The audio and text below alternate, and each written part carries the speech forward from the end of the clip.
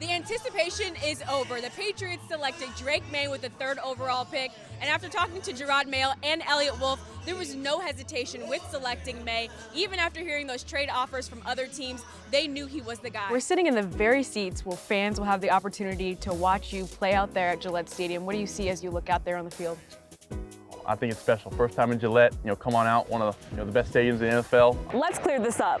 Ladd McConkey from the University of Georgia is the real deal. The NFL may typically default to those bigger, stronger, faster wide receivers, but McConkey is a good exception to that stereotype. The Patriots scouting staff is wheels down in Mobile, Alabama for the Senior Bowl, and if you have an appetite for quarterbacks, those shiny toys, those skill receivers, and offensive tackles, this is the place to be, Evan. Welcome back to Williams-Brice Stadium.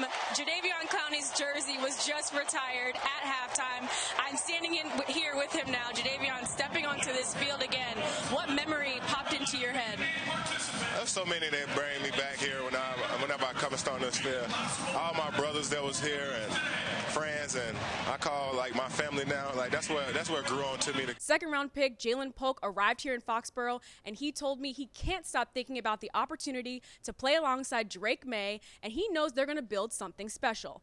Overall, I give the Patriots draft class a B+.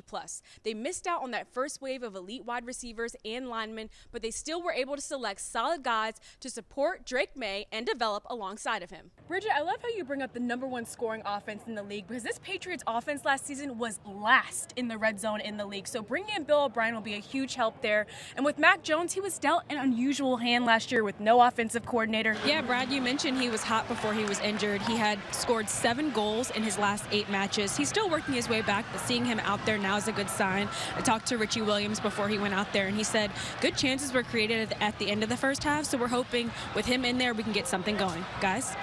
You'll never guess what was trending on social media this week. Bill Belichick weighed in on the dating rumors of Travis Kelce and Taylor Swift. Exactly right, Courtney. It's not the first time they've stepped into this stadium to coach a game. It is, however, the first time they stepped into this stadium to coach a game against each other. Patriots fans were ecstatic at their annual draft party over their 17th overall pick in Christian Gonzalez. Christian, it's one thing to dream it, it's another thing to live it out. To have your dreams turned to reality last night, how did that feel?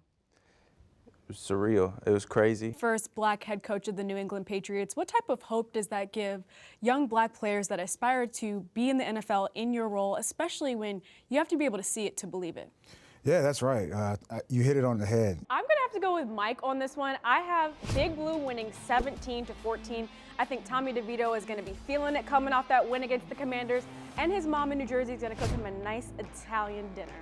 That's it for us three in this edition of Patriots Unfiltered on TV. Thanks so much for tuning in, and we hope to see you same time, same place next week.